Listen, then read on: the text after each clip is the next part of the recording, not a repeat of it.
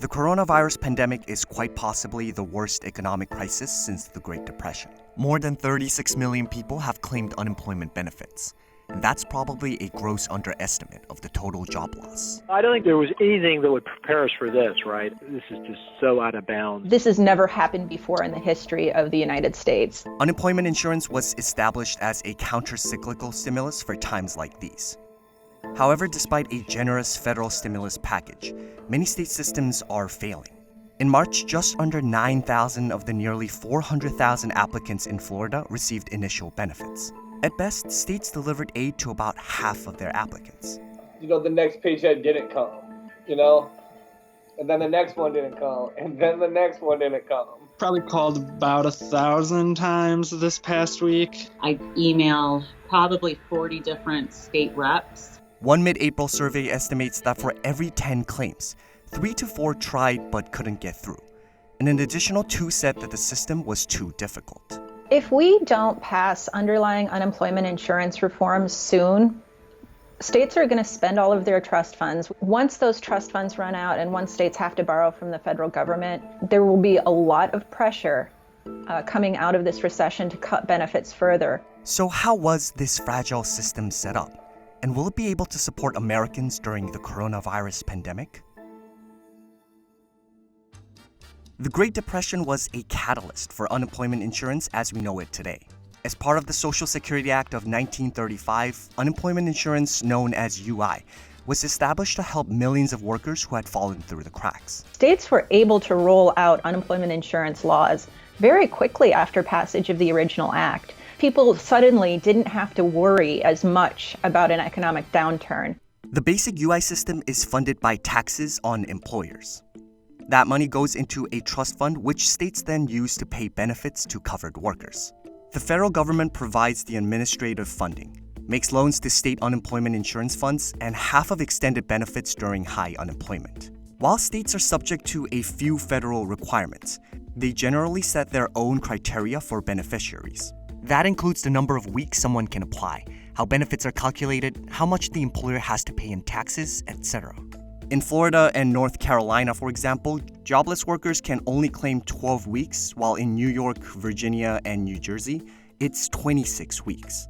The pay also varies. Massachusetts, the most generous state, pays $555 per week, and Mississippi, the least generous, pays $213. Generally, self-employed individuals do not qualify, and neither do those who leave a job voluntarily. It also helps individuals retain attachment to the workforce by hooking workers up with employment services and help getting back to work. It also keeps wages from lowering so that people have a higher reservation wage when they're getting an unemployment insurance benefit, and they won't go out and take the cheapest job they can find right away. And maybe most importantly is it's a counter-recessionary measure. The money that goes out during a recession provides a lot of local spending.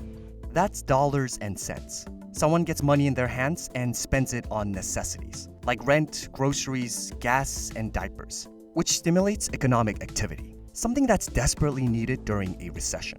UI benefits are helpful in trying to shore up confidence. It gives people a sense and understanding that the federal government has their back, that they're not alone in this. This is only an excuse. Despite its successes, UI has been politicized. We only needed one more Republican to get this done. In the aftermath of the Great Recession, some conservative Congress members didn't believe extending jobless benefits was the right thing to do. They worried it would disincentivize people to seek employment. There may be cases, anecdotes, where somebody may not go back because they're getting more unemployment insurance benefits than they would get in wages if they took that job back. But my sense is those folks are few and far between. The vast majority of people are going to say, this labor market's pretty bad. It's going to be pretty tough to get a job. I'm going to take the job that is in front of me. Now, having said that, I do think we have to be careful not to offer UI benefits that are very high for extended periods of time because you might have more negative incentive effects. Congress ended up extending benefits for a total of 99 weeks during the 2008 recession. According to one report, that kept 5 million Americans out of poverty and prevented an estimated 1.4 million foreclosures. However, that has been contradicted by the New York Fed. They argued that the increase in unemployment due to benefit extensions is similar in magnitude to the decline in employment. Thank you all very much. It's a very important day. I'll sign the single biggest economic relief package. On March 27, 2020, President Trump signed a historic $2 trillion emergency spending bill into law, the CARES Act. And this will deliver urgently needed relief to our nation's families, workers, and businesses. The package included an additional $600 per week and benefits to self-employed workers until July 31st. The Families First Coronavirus Response Act, which took effect in early April, provided states $1 billion in administrative funding. However, the rollout and the sheer volume caused by the economic shutdown has been anything but smooth. The surge in activity has caused a backlog, exposed dated computer systems, and made phone lines near impossible to reach. I've probably put in over 10,000 calls to unemployment. I had sat on their online chat from 10:30 a.m. one day all the way to 4 a.m. the next morning before it bumped me out of the system. And I've gotten nowhere. In March, 1.7 million new applicants received UI checks. While that is more than 3 times as many as in February, it only represents about 14% of the nearly 12 million individuals who filed claims for that month. It's hard to plan system for all possibilities, particularly a possibility that is, completely on the tail of the distribution of possible outcomes.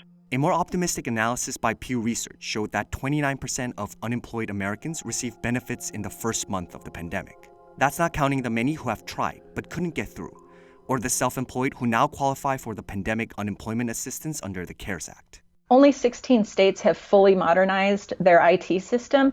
The rest are running, at least in part, on antiquated 1970s COBOL mainframes. Florida, for example, did update its system in 2013. But according to a report by NELP, a series of new filing requirements made it especially difficult to access. In 2019, auditors had flagged 17 issues with the website that had gone unaddressed. However, states are taking steps to catch up.